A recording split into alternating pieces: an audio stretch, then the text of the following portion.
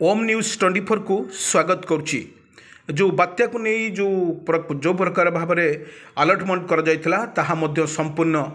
वर्तमान स्पष्ट कले दशहरार हेबना बड़ वर्षा और बात्या सूचना देले पाणीपागर आईएमडी डीजी मृत्युंजय महापात्र। जहाँ जनापड़ा दक्षिण पूर्व बांग्लादेश उपर जो सक्रिय घूर्णिबलय ओडिशा उपकूल में लघुचाप रूप नेब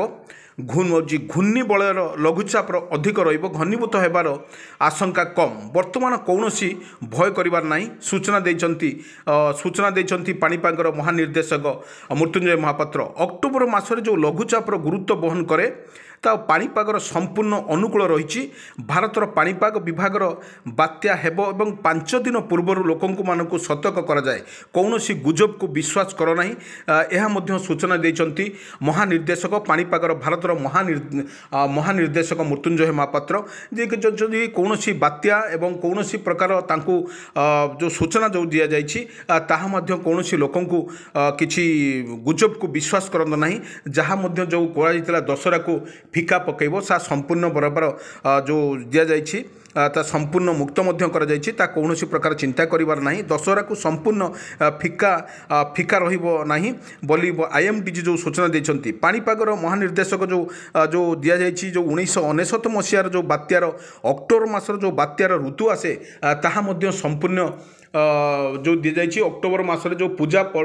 पर्वण आसिले जो बात्यार जो भयंकर रूप धारण करे ताहा संपूर्ण वर्तमान मुक्त कर किसी प्रकार कौन प्रकार जो लघुचापर वर्षार जो बांग्लादेश जो दक्षिण पूर्व रही कौन गोटे स्थान में वर्षा होबार संभावना रही जहाँ पूर्व अनुमान करुच्ची पाणीपाग विभाग ये पाणीपाग विभाग जो भाव में लोक मान हाई अलर्ट कर जो येलो वार्निंग कर जो वर्षापाई एवं बात्यापाई ता संपूर्ण मुक्त कर दक्षिण पूर्व जो बांग्लादेश उपर जो सक्रिय घूर्णिबल होती घूर्णिबल उपर लघुचापर रूप नेब निश्चित घूर्णिबल लघुचापर अधिक घनीभूत होबार आशंका कम रही वर्तमान कौन विपदर कौन वर्तमान भय करिवार नहीं सूचना देइचंती आईएमडी जो पाणीपाग विशेष महानिर्देशक मृत्युंजय महापात्र। ये देखा जाइए जो अक्टोबर मासरे 1999 मसीहार जो बात्या जो पूजा दुर्गा पूजा को टाइम जो होता जो 1999 मसीहार ता आकलन करुला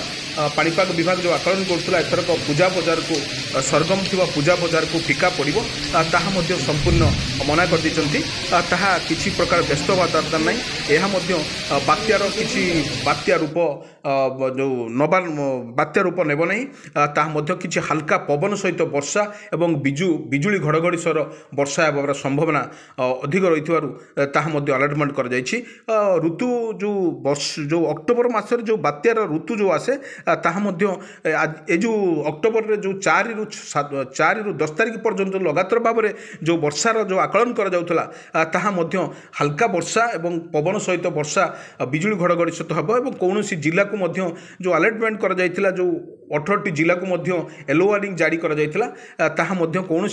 गोटे स्थान में वर्षा सहित घड़घड़ी वर्षा एवं लगी रही जहाँ पूर्व अनुमान करिछि पाणीपाग विभाग।